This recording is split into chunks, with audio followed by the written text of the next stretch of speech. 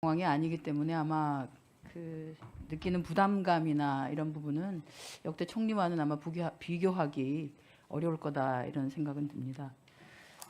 제가 역대 하도 이제 재산 문제가 얘기가 되길래 역대 국무총리들 재산을 한번 이렇게 파악을 해봤어요. 박근혜 정부부터 문재인 정부, 윤석열 정부까지 13년간인데 정홍원 총리부터 한덕수 총리까지 해서 봤더니 평균 재산이 33억 8천만 원 정도 되더라고요. 근데 이제 후보자께서는 정치자금 제외하면 사실 1억도 안 되는 재산을 갖고 계시고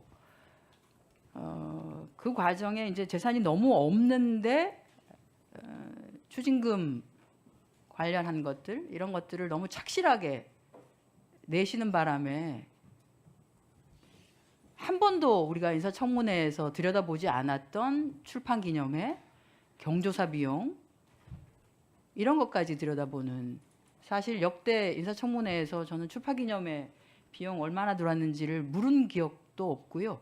그걸 묻겠다고 생각했던 의원님들도 없었던 것으로 알고 있습니다. 아마 처음으로 이 질문을 받게 되시는 것 같습니다. 그만큼 투명하게 유지를 해오셨다는 말씀을 드리고요.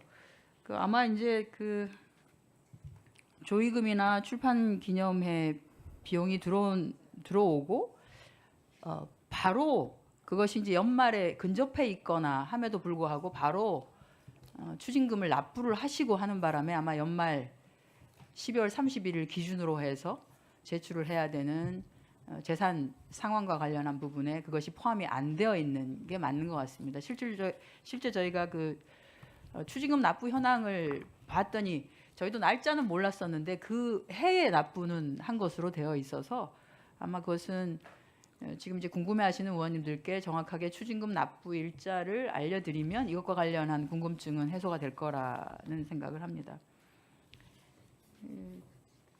우리가 이제 앞으로는 그러면 계속 이제 인사청문회 하면은 출판기념회 경조사비 문제 제기를 해야 될 것 같은데 우리가 국회의원들도 공직자윤리법에 따르면 맞습니다. 다 보고하게 되어 있습니다. 보고하게 되어 있기 때문에 그러면 대개 연말에 근접해서 다들 출판기념회를 하지요. 왜냐하면 특히 총선 출마 예정자 같은 경우에는 아마 출마 예정 언제까지 출판기념회를 하라고 되어 있기 때문에 그 전에 연말 아니면 당해의 1월 정도에 거의 다 하셔서 그 전 연말에 하신 분들은 연말 재산 등록 기준 했을 때 거기에 들어가거나 아니면 그 다음에 총선 출마해에 출판기념회를 하신 분들 같은 경우에는 국회의원 후보자 재산명부 등록할 때 그게 들어가 있을 거라고 보고요.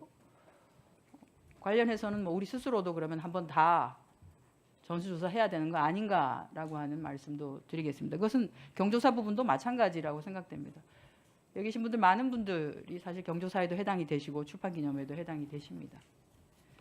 그래서 우리가 이제 누구에게 어떠한 정치적 의도를 안 가질 수는 없겠죠. 후보자에 대한 인사청문을 할 때.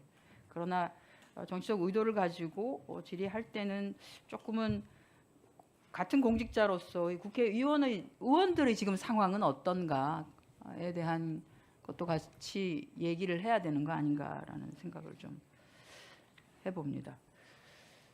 제가 시간이 그렇게 많이 남지는 않았습니다만 조금 아빠 찬스 얘기하는 부분에 대해서도 언론에서 몇 개 얘기가 되어서 자제분 관련한 거 예, 하도록 하겠습니다. 일단은 크게는 코넬대 진학하고 그것과 관련한 학업 유학 비용이 아마 많이 들 텐데 이걸 어떻게 했느냐라고 하는 부분에 있어서는 후보께서는 두 분이 헤어지시면서 당시에 전 재산이라고 할 수 있는 비용, 전세금이죠. 그거를 전 배우자에게 전달을 하고 대신에 두 아이의 양육이나 교육과 관련한 부분은 전 배우자께서 책임지기로 한 것으로 그렇게 알고 있습니다. 이것은 사실이죠.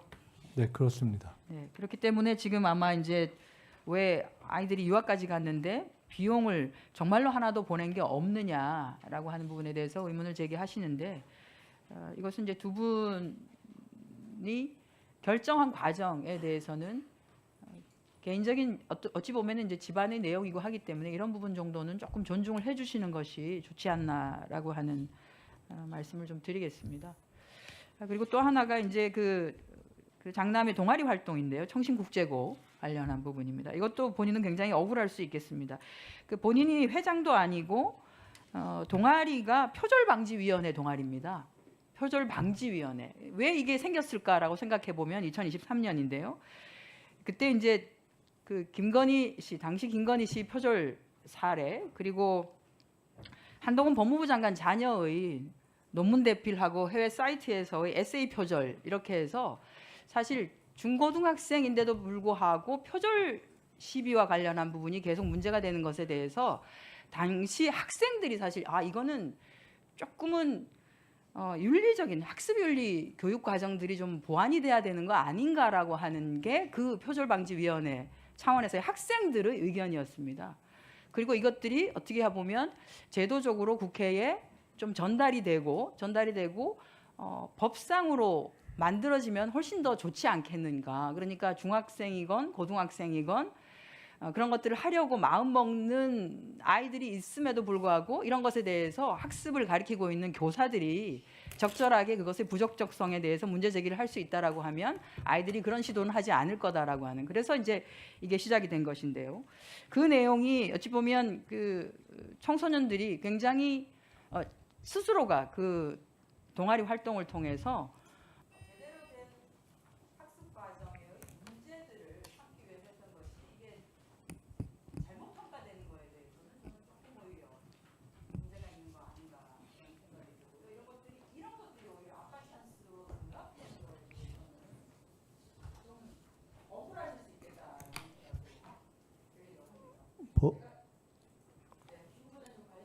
네, 아주 간단하게 말씀드리면, 간단하게만 드리면 하시죠. 그 표절 방지 활동과 관련해서는 본인의 활동이었고 말씀처럼 제가 이러저러한 아빠로서의 도움을 많이 주지 못하는 입장이지만, 그러나 참으로 감사하게도 아이들과의 소통 이런 것은 비교적 이렇게 하는 편이었는데 본인의 활동이었고 이른바 흔히 아빠 찬스라고 이야기하는 지금 대학 진학에 그 활동 중에 국회와 관련된 입법 청원이 혹시 원서에 활용되었는가는 명확하게 아니다는 사실을 말씀드렸고, 제가 그것은 혹여라도 원서에 쓰지 않았으면 좋겠다라는 입장을 분명히 전했고 아이가 그렇게 했습니다.